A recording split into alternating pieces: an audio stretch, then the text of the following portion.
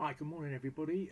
It's Terry here, and I'm still in. Actually, I'm still in chapter 16 of the Book of Genesis, but this is part 20. So it's part 20 of Genesis 16 in 16. I just want to mention something that I mentioned in the story I told yesterday um, about the bombing of Hiroshima. Now, the Americans bombed Hiroshima. This all happened after the end of the war in Europe, and then all the Allied forces focused fully on on the Japanese war machine, as it were, and they decided, with the UK government's approval, to try to stop the, the Japanese. And the way they did that was they bombed Hiroshima and Nagasaki, and they bombed Hiroshima, and then 3 days later, I think it was, they bombed Nagasaki there in cities in Japan. Now, the bomb in Hiroshima was dropped by a aircraft called Nola Gay, and that was the name of one of the pilot's mums. But anyway, they dropped it by parachute so that the pilots could get away, the aircraft could get away, and as it fell to the ground, it exploded. And various numbers of people say that somewhere between 90,000 and 180,000 people died in that explosion. It was like a great big firebomb. And the two guys I mentioned, the father and son, got there after the explosion, saw the devastation, turned around and went home. Now today, I want to look at Genesis chapter 16, and we need to consider the consequences of our choices. Now, not that the bombing had anything to do with this, in a sense, but we all have choices to make in life, and we need to consider the consequences of the choices that we make. And as the boy in the story tried to hurry his father, so we try to hurry God.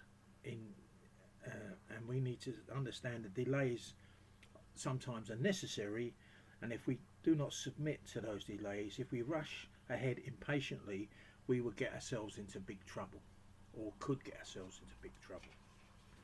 So I'm going to read from verse 4 to the first part of verse 6, and it says, verse 4 says this, where are we? I've got to find it now. And he went into Hagar, and she conceived. This is after Sarah, Abram's wife, said to Abram, look, you can have a child by Hagar. I'm unable to give you a child, but Hagar is, she belongs to me, and you can have her as your wife, and you can have basically sex with her, and then she become pregnant, and then we've got a child. Now, in all this, they forgot what God had said, and he went into Hagar, and that means he had sex with her, and she conceived. And when she saw that she had conceived, she looked in with contempt on her mistress. So Hagar looked with contempt on Sarah. And Sarah said to Abraham, may the wrong done to me be on you. And she's blaming him now. I gave my servant to your embrace, and when she saw that she had conceived, she looked on me with contempt. May the Lord judge between you and me. But Abraham said to Sarah, behold, your servant is in your power. Do with her as you please. Then Sarah dealt harshly with her, and she fled from her. So it's a right mix-up, a real not really understanding what the consequences were. We need to notice a couple of things here. We need to notice some of the consequences of this plan. We need to notice some of the consequences of our plans when they go wrong. Why? The marriage of Abraham and Sarah was affected. Their marriage was affected by this situation.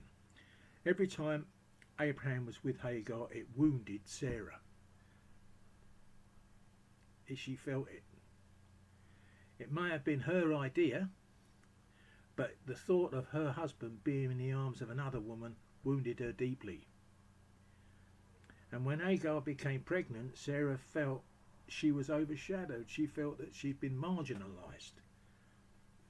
The result is that Sarah gets mad with Abraham, and she wants to know, how could you do this to me? I mean, it's incredible. Abraham, of course, he was completely baffled. Hang on a minute. He feels like he's damned if he does and he's damned if he doesn't. What's going on? I'm sure things were very tense around their household.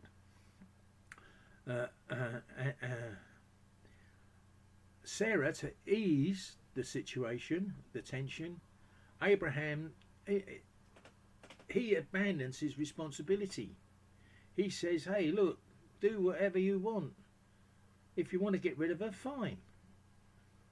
Hagar feels like she needs to leave this place. She can no longer stand the abuse that Sarah is heaping on her. Like most of us, when we aren't in a good mood, we take it out on others. Who is it that you take it out on when you get in a bad mood? Who is the brunt of your angst?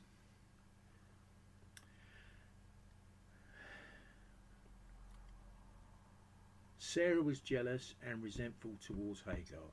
She was making her life miserable. The child they thought they had wanted was now heading to the wilderness. Can you imagine the turmoil Abraham was going through? Like it or not, the child Hagar carried was his child. See, when we try to help God, we generally get in trouble. There are consequences to every decision we make, and bad consequences bring negative consequences. Bad decisions bring negative consequences. People are hurt, reputations are stained, lives get changed because of the decisions we make outside of God's desire for us. Why do you think we get so? Why do we think we see? Why do we think that we see? I mean, look at the world today. Rampant immorality everywhere you turn. TV, newspapers, video, everywhere. There's immorality everywhere. Escalating violence. I mean, only the other day the people on the beach beating each other up. The first time they get out in a bit of the sun, they start to beat each other up. Increasing materialism. People are scrambling after the best they can get. And society is just disintegrating. I think it's because we've disregarded God. We've disregarded Jesus. We've disregarded the love of God in our lives. We've sought to marginalise him in the courts, the laws, the educational system and our values. We live in a world that seeks to make God irrelevant. No one is willing to take responsibility for their actions. Sarah blames Hagar and Hagar. Abraham blames Sarah. Hagar blames Sarah and Abraham, and they probably all blame God. We blame our parents, we blame our genetic makeup, translated into we blame God for who we are. We blame a teacher, a spouse. It doesn't matter who it is, just so it isn't us. We blame everybody else but ourselves. How foolish we are. We cannot continue to ignore God and still expect to receive his blessing. We cannot disregard his command and think that we will not be led astray. We cannot refuse to accept the responsibility and expect to move forward. The best way to handle foolish choices is to admit them and to move on from them. And I just want to say this. The best way we can handle foolish choices is to admit that we made foolish choices and move on from them. Well, that's all I've got today. But remember, Jesus loves you, and if you've got some choices to make, he can help you make them, and he can help you make the right ones. All you've got to do is ask and hear what he's saying. Have a great day, bless you, and may God keep you safe, and I hope that the rest of your days today and today are a real blessing, not just to yourself but to those around you. Consider others as well as yourself. Lots of love. See you again soon. Bye.